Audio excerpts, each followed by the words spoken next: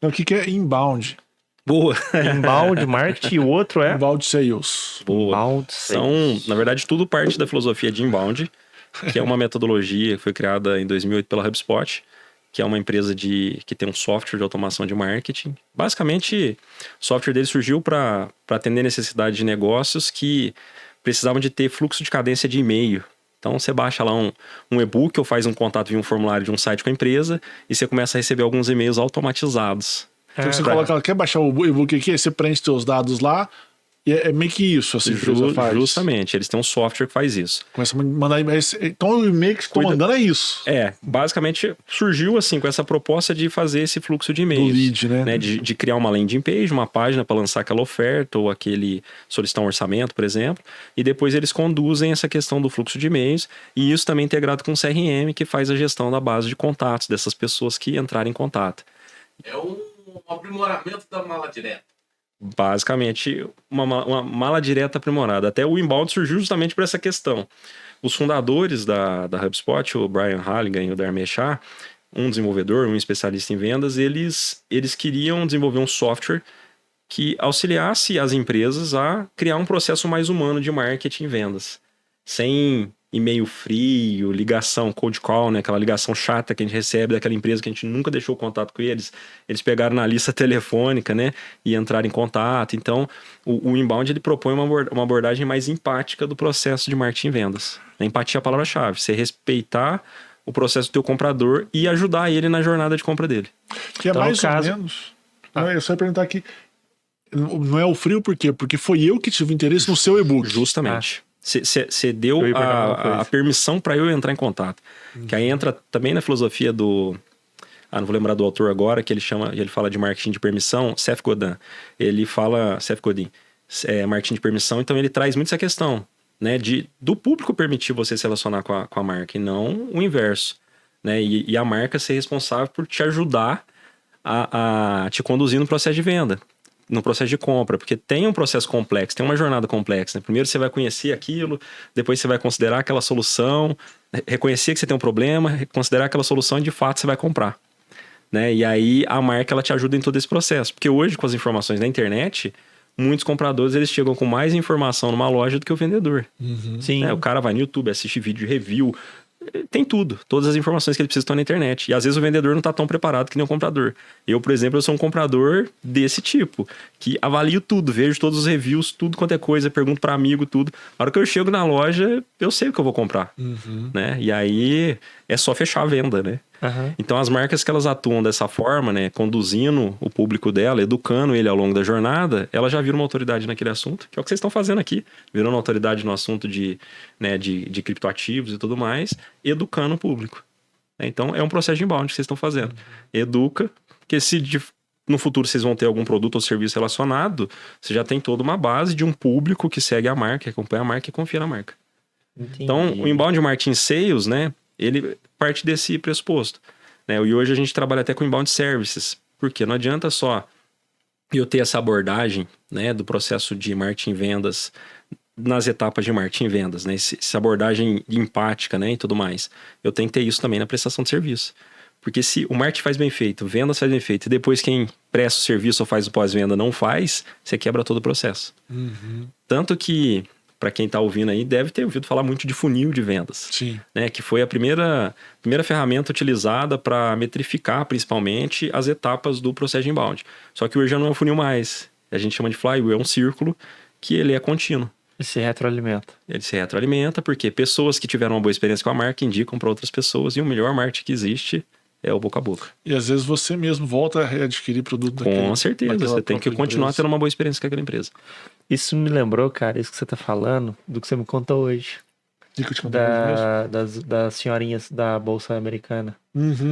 Sim. Eu vou só fazer um corte aqui. A historinha que o Marcelo me contou, gente, foi o seguinte. Como tá tendo essa avalanche de gente indo pra Bolsa de Valores aqui no Brasil, não só no Brasil, também no mundo, tem sempre aquele estudo dos indicadores, o que significa, isso significa aquilo, preço sobre venda, preço da ação, lucro, capacidade de gerar dinheiro, tal e tudo. E a gente fica meio perdido, pra ser sincero, nessa quantidade de coisa que tem. E o Marcelo me contou uma historinha de umas investidoras já idosas nos Estados Unidos, Porque o meio de avaliação dela, você até me corrige que você sabe a história melhor do que eu, se eu falar alguma coisa de errado. Por exemplo, essa garrafa de água. Vamos supor que aqui a marca chama H2O, que é a fórmula da água. A marca chama H2O.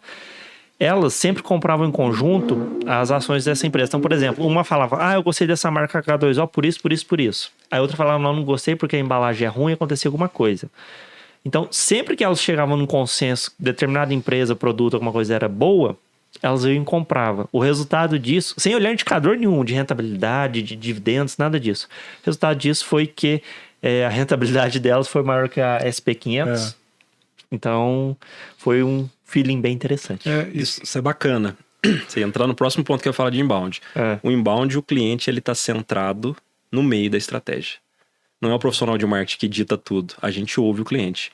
E você vai ouvindo o cliente em todas as etapas dele, do processo dele. Porque as informações das necessidades, das dores, estão com o cliente. Então, né, a gente tem até uma virada dessa questão do profissional de marketing antes dessa questão do inbound, né, e depois do inbound. O profissional de marketing ele passa a ser só alguém que junta as peças e entrega o que o cliente precisa. Ele tem que ter um feeling, não às vezes de repente com o marketing em si, mas com o ouvido atencioso. Justamente. Fazendo uma analogia bem simples, no caso vocês montariam um quebra-cabeça e entregaria pronto? Ele só fala, eu quero essa paisagem, por assim dizer.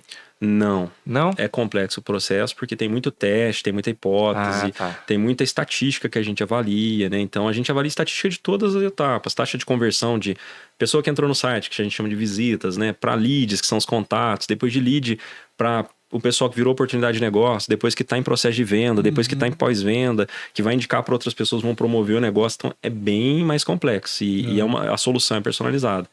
Então, faz 10 anos que eu estou nesse mercado e evangelizando, dando curso, palestras sobre inbound. E até hoje eu tenho muito para aprender, porque cada projeto é de uma forma totalmente diferente. Não tem receita de bolo.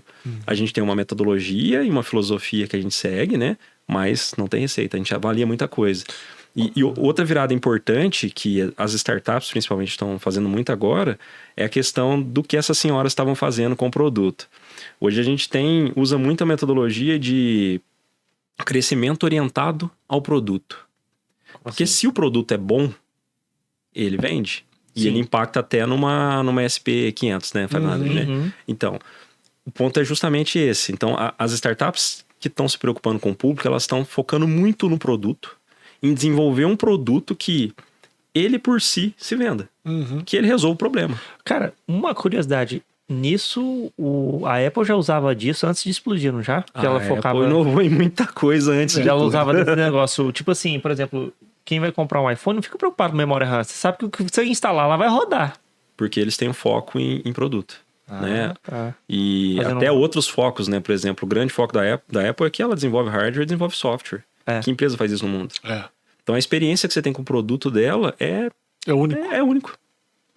Então a preocupação deles com o produto, com a perfeição do produto, com o produto resolver os problemas das pessoas e até problemas que as pessoas nem sabem que elas têm, o produto deles resolve, é fantástico. Eu vi o vídeo de lançamento eu não lembro do que era, eu acho que era o iPhone. Ele falou assim, era um celular, tô criando um sistema de negócio e tô criando... A Internet Communicator. A Internet Communicator. Ele gerava. Era um iPod, a phone, a Internet Breakthrough, alguma coisa que não, lá. era um Communicator. O sistema, o telefone... iPod, a phone, a Internet Communicator. E aí, de repente, falou assim, só que tudo isso numa coisa só. Quando ele fala isso, ele fica repetindo várias vezes, né? Quando ele fala, aí a plateia vai à loucura, né? Porque ninguém esperava, né? Que ele lançou um telefone, né? Entrando um pouco nesse negócio que você comentou, eu me interesso pelo livro ou por alguma coisa que você disponibilizou para mim, para que a gente comece a nossa relação entre cliente e empresa. E aí começa a vir e-mail para mim. O que eu tenho percebido nos últimos tempos é que hoje o descadastramento é muito fácil. E tem que ser. Antigamente, você fala assim, nossa, tô recebendo muito e-mail dessa empresa, quero descadastrar. Era impossível. Você fala, vou ter que cancelar meu e-mail, mas não paro de receber esse negócio. Era um rodeio para fazer isso. Hoje, eu acho que até por esse lado que você comentou, por entender que o cliente ele pode querer ou não a relação, ele fala assim, quero descadastrar. É apertar um botão, colocar no confirmar e pronto, acabou. Mas isso tem uma questão importante. Vai das empresas que seguem a filosofia do inbound. A empresa que segue a filosofia do inbound, ela entende que esse contato ele pode ser interrompido pelo cliente, potencial cliente, a qualquer momento. Então, A gente trabalha com 2 plataformas, que são o HubSpot e a Resultados Digitais, que é uma empresa nacional, né, de Santa Catarina, muito bacana, a gente é parceiro deles. Então, essas 2 plataformas sempre ofereceram a opção de cadastro clara lá no e-mail. Porque não faz sentido para a marca também se relacionar com uma pessoa que não quer receber e-mail eu dela. devo confessar que eu fico emburrado. Eu pego bico. Com certeza. Que ódio que eu tenho desse negócio. E o importante, hoje a gente tem lei, né? A Lei Geral de Proteção de Dados que fala sobre isso, né? É o mais... Então a gente tem lei hoje que fala sobre isso, que a pessoa pode a qualquer momento solicitar a exclusão dos dados dela, né? Para quem não sabe, pode buscar a LGPD, tem essas previsões, né? De uso de dados de terceiros, né? Então isso é importante.